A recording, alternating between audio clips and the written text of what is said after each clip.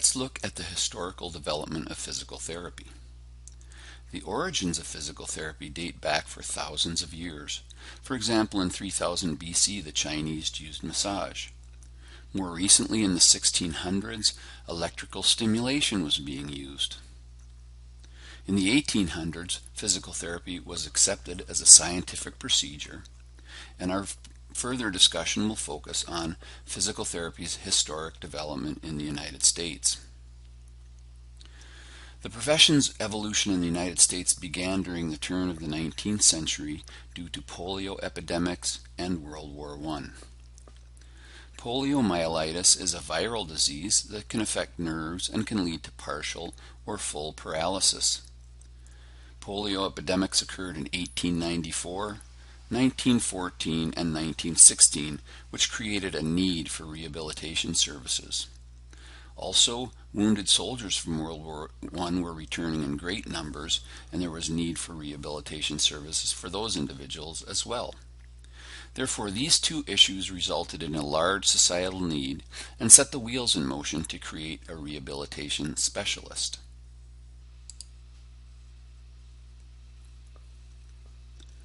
The first expression of this resulted in the formation of the Division of Special Hospitals and Physical Reconstruction in 1917.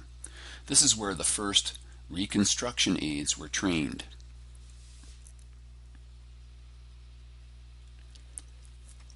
Reconstruction aides evolved into what we call today physical therapists. In addition, during this time, the Vermont Plan, which was based on the polio outbreak in Vermont, called for a study of the cause and effect of polio. Included in this plan were care teams. These people were involved in strength testing and exercise and massage therapy. In the slide, the top picture depicts a reconstruction aide working with a child suffering from polio. In the bottom picture, you see reconstruction aides treating soldiers at Fort Sam Houston in Texas in 1919.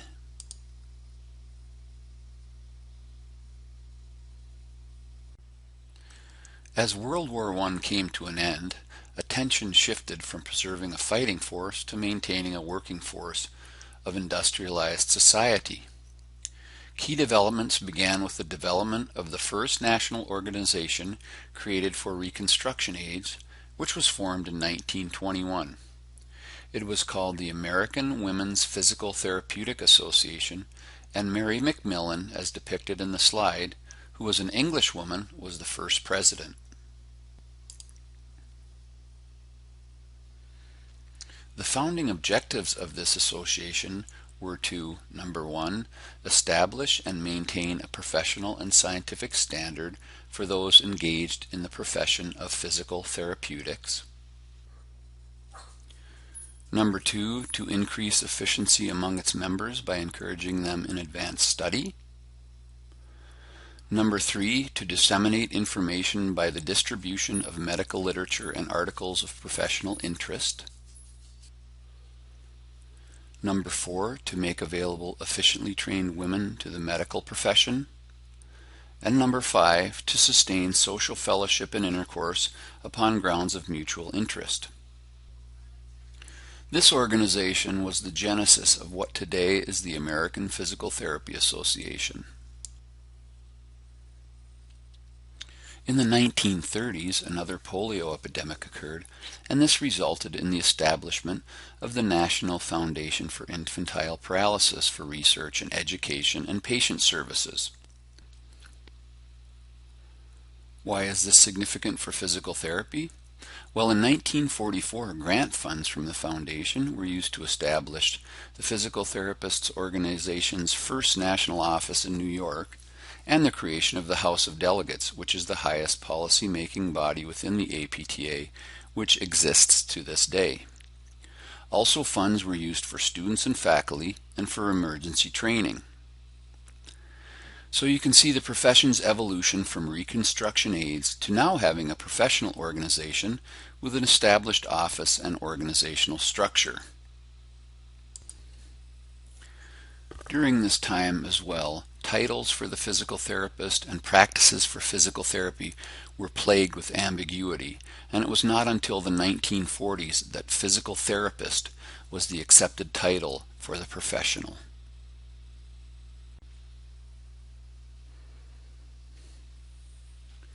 World War II also had an impact on the development of physical therapy, and the military recognized the need to retain physical therapists. This resulted in the development of the Women's Medical Specialist Corps, which consisted of PTs, OTs, and dietitians, as well as other practitioners, and this occurred in 1947. Also in 1955, the Army Medical Specialist Corps was established. This allowed men to serve as commissioned officers. Other developments included the Hill-Burton Act of 1946, which established funds for nursing homes, diagnostic and treatment centers, rehab facilities, and chronic disease hospitals. Healthcare was evolving from a hospital-based model where all services were under one roof to a multi-facility model for various needs. Today we have outpatient physical therapy facilities, urgent care facilities, and ambulatory surgery centers as examples. Anyway, as need for rehabilitative services was growing, more service providers were needed. The physical therapy profession began discussions of providing support personnel to assist the PT for more cost-effective service delivery. As a result, in 1949, the APTA adopted the first resolution regarding the use of non-professional personnel, the genesis to what today is the physical therapist assistant. There were several key developments that continued to further the profession in the 1960s through the 1980s. For example, there was the establishment of the bachelor's degree as the minimum level required for a PT. This occurred in 1960 as the APTA declared the bachelor's degree to be the minimum entry level for physical therapists. In 1965, Medicare was enacted. This further increased the demand for physical therapy services as federal health care insurance for those 65 and older became available. As need increased, in 1967, the first PTA programs were established to meet growing demands for service and decrease healthcare costs.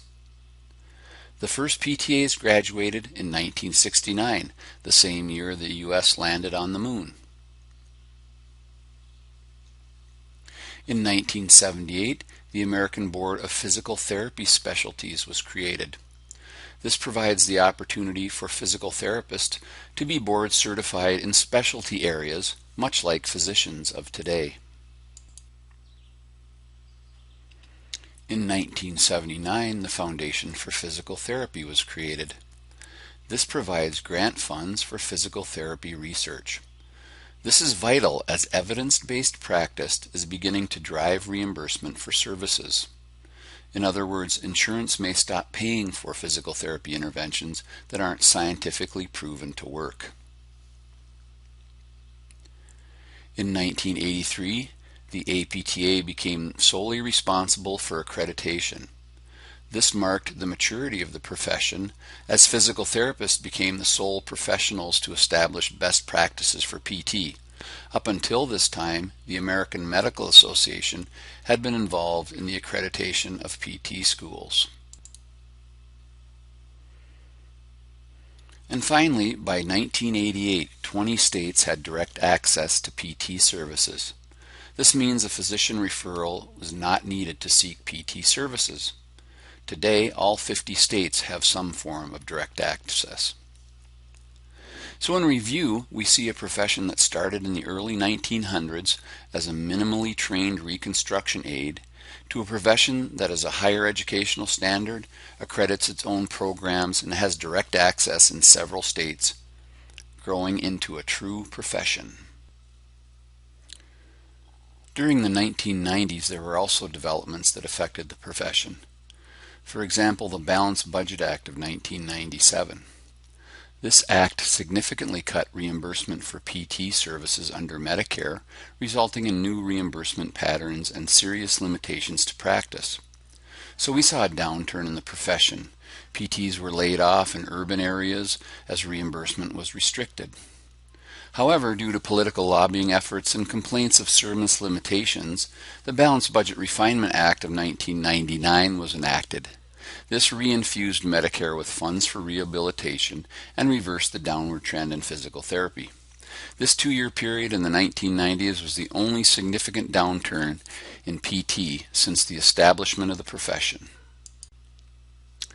Another significant development during the 1990s was the proliferation of schools, especially PTA schools. This created more workforce, but during the Balanced Budget Act era, this compounded the problems with layoffs. However, this was very short-lived, as with the passing of the Balanced Budget Refinement Act in 1999, the job market improved. Also during the 90s, the emphasis on clinical research grew. Evidence-based practice, or practice based on proof, began to drive practice decisions and reimbursement, and this continues to date. And finally, in the 1990s, the role of the PT was changing.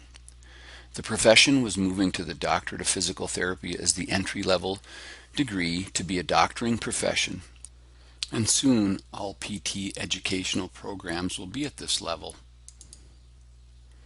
As the 1990s closed, the future for the profession looked bright.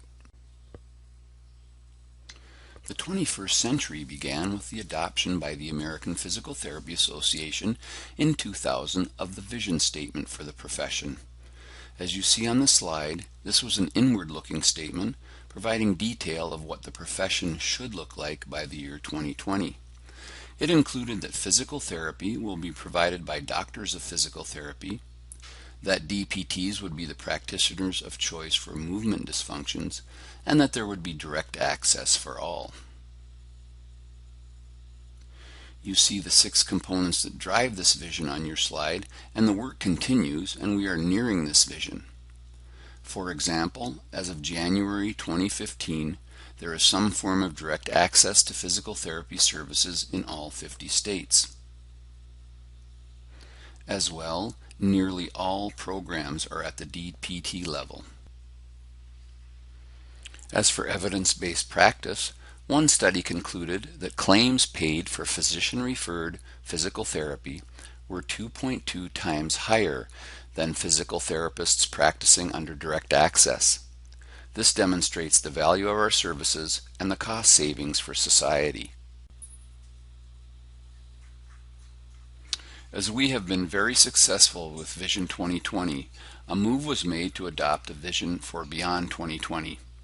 This new vision statement, transforming society by optimizing movement to improve the human experience, is an outward-looking statement about what we can do as a profession to help society. This is very different from Vision 2020, and work has begun to address this lofty vision. For example, at the 2015 House of Delegates, a motion was made to aid in the fight against childhood obesity. A problem, if minimized, would have a profound effect on transforming society. So in summary, we covered the development of the profession of physical therapy in the United States, from its birth as reconstruction aids to today, a doctoring profession with direct access.